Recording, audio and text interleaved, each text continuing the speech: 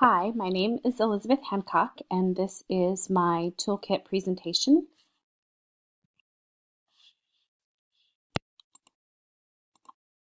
So this is a little boy. His name is Luke Lanier.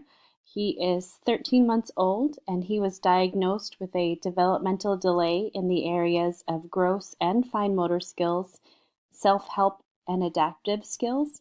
He is eligible for Part C early intervention. He lives with his family. His dad works full-time and his mom works part-time from home. He also has a 4-year-old brother named Jacob. Jacob attends a half-day preschool at St. Mary's Catholic Church, which is where Luke's family wishes for him to attend.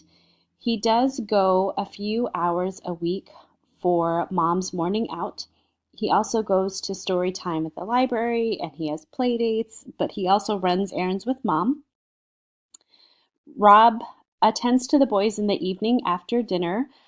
They have playtime and then he gives them a bath and then puts them to bed. Luke also spends time with his paternal grandparents. They help out a lot with babysitting. They spend weekends together and vacation in the summers together. Luke's parents have a pool, and Luke loves their pool. Luke's maternal grandparents, however, are deceased. So here are some of Luke's strengths and struggles. His strengths with cognitive skills include that he understands simple shape puzzles, he imitates what he sees, and he is persistent when he is trying to accomplish a task.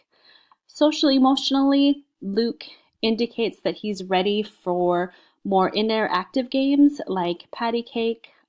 He also enjoys interaction with people. He loves his big brother. He is also very eager to learn and he enjoys doing puzzles. So he is indicating that he is ready to learn more. He does struggle, however, with gross motor skills. He is not yet standing or walking or crawling.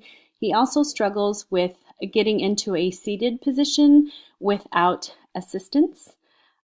His fine motor skills is he struggles with precision patterns, which is where the pincher grasp comes into play with children.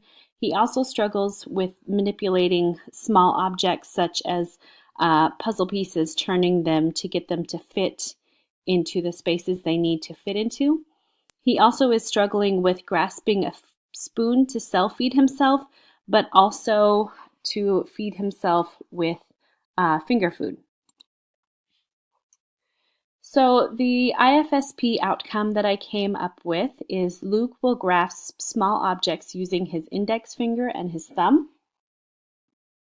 And I came up with 3 ABI activities that revolve around things that he really likes to do. For instance, he loves bath time. So I figured a good thing for him to do would to be use the toy squirters.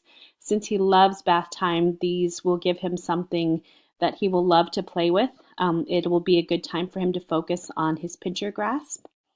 Mealtime, cutting Luke's food into bite-sized pieces and letting him feed himself instead of using mashed food will give him a lot of practice. And during playtime, stringing things onto a string or a pipe cleaner. Since he likes puzzles, this will help him develop his manipulation skills to get these items onto the string or the pipe cleaner. Embedded learning opportunities, cognitive, talking about the colors of the beads or the squirters or the food using descriptive words.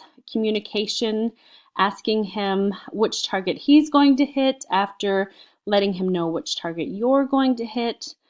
Socially emotional, it's a good time for his family to start introducing feeling words and identifying his feelings and explaining them to him, and then what he can do when he's upset.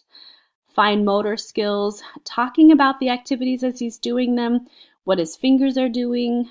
Gross motor skills, placing the squirters on the opposite side of the bathtub. It'll make Luke crawl to get them because he's going to want to play with the squirters. And adaptive skills, eating the same food next to Luke, modeling how to pick the food up he's going to struggle with that. So giving him that modeling skills, showing him how he can pick up and grasp the food that is more slick than other foods, like fruit, and modeling for him is really good.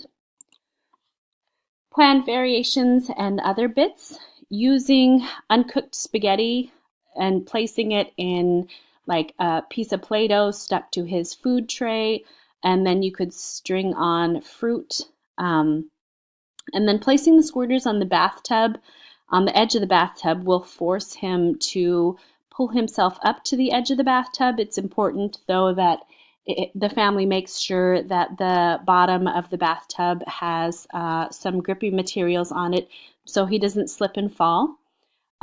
Changing the style of the beads. Instead of using pony beads, using wooden beads that are in star shapes or square shapes, because then he has to manipulate the bead to find the hole.